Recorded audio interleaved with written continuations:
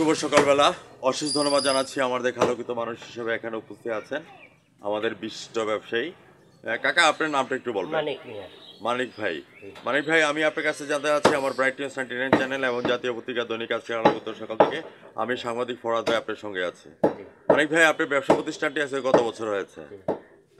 এটা কত বছর হয়েছে আপনার ব্যবসা? আমার ছোট থেকে আমার মনে করেন এই দোকান দেওয়ার বয়স 12 বছর হলো, 13 পড়লো। তাহলে তো আপনি এক যুগ পার করে দিয়েছেন, 12 বছরে এক যুগ। এটা একটা বিশাল ব্যাপার। একটা কথা আছে যে Rome was not built in a day. ইটালির রাজধানী রোম কিন্তু একদিনে তৈরি হয় নাই। আমার দেখা আলোকিত মানুষ হিসেবে মানিক ভাই কিন্তু একদিনে তৈরি হয় নাই। হাঁটিটি পা পা করে কিন্তু এক যুগ পার করে দিয়েছেন। বয়স 52 বছর, বাপের সঙ্গে থাকি। এই কাজ শিখছি। তখন মাংসের ধারা ছিল 160 টাকা।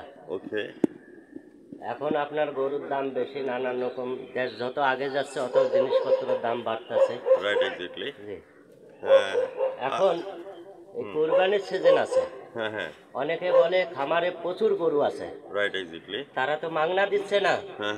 তারা আরো সরকারের কাছ থেকে লোন এখানে ওখানেতে নিয়ে আমাদের গরুর খাদ্যর দাম বাড়তেছে। গরিব লোক ওই গরু পালতে পারতেছে না।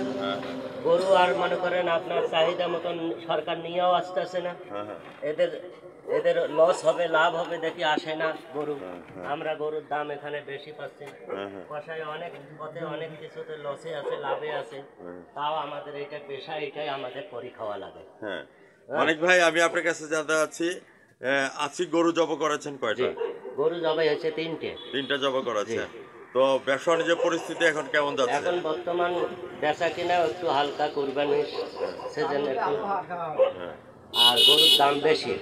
অনেকে বাইরে ট্রাক নিয়ে আসিয়া ওরাই আমাদের গরুর দাম বাড়ছে। আপনি কোথায় মানিক ভাই কোথায় কোথায় ডেলিভারি দিয়ে থাকেন এগুলি?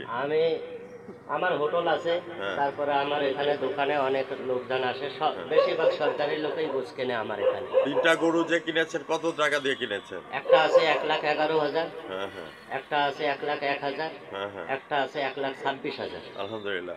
আপনার গরু মাংস যেটা এক্সট্রা থেকে যায় অনেক সময়, তখন এটা কি করেন অতিরিক্ত মাংসটাকে? আমার অতিরিক্ত মাংস হইলে আমার হোটেল আছে। হোটেল 2 মণ 90 কেজি 100 কেজি কাটি দিলেও তারা নেয়। পরের দিন গরু জবাই কম করি, তাদের লাগে না তখন। বাসিয়া গোছ আমি কখনো বেচি না। Right, exactly. এটা চেষ্টা করবেন বাসি গোছ যাতে না দেওয়া হয়, কেদারা খেয়ে যাবে। আপনি 2-2.5 ঘন্টা পরে এসে দেখবেন আমাদের দোকান বন্ধ। আপনি জুম্মান কসাই নামে আমি আপনাকে ইয়ে করলাম, আপনি একটু কেটে দেখান তো কিভাবে কোপ দিতে হয়। জুম্মান কসাই ভাই, এই যে দেখতে পাচ্ছেন গরুর মাংস কোপাচ্ছে এখানের মধ্যে। কাকা, আপনার নামটা বলবেন? আমার নাম মোহাম্মদ মনি মিয়া। মনি মিয়া কাকা, আপনি কেমন আছেন? আলহামদুলিল্লাহ, আল্লাহ ভালো রাখছে। মানিক ভাই সম্পর্কে কিছু কথা তুলে ধরেন। মানিক ভাই কেমন মানুষ? না, লোক ভালো। ইনশাআল্লাহ। আচ্ছা, ঠিক আছে। এখানে 12-13 বছর থেকে দোকান করতেছে। কোনো লোক বলতে পারবে না। আমি ঢাকায়ও আপনার 17 বছর আসলাম। ভিউয়ার্স যারা আমার চ্যানেলের সামনে আছেন, শ্বশুরবাড়ি যাওয়ারে একটি করে রান নিয়ে যাওয়ারে, তাহলে জামাই আদর পাওয়া যাবে। সেই প্রত্যাশা নিয়ে আমি বিদায় রেখে টানছি শুভ সকালবেলা। মানিক ভাই ভালো থাকেন, সুস্থ থাকেন।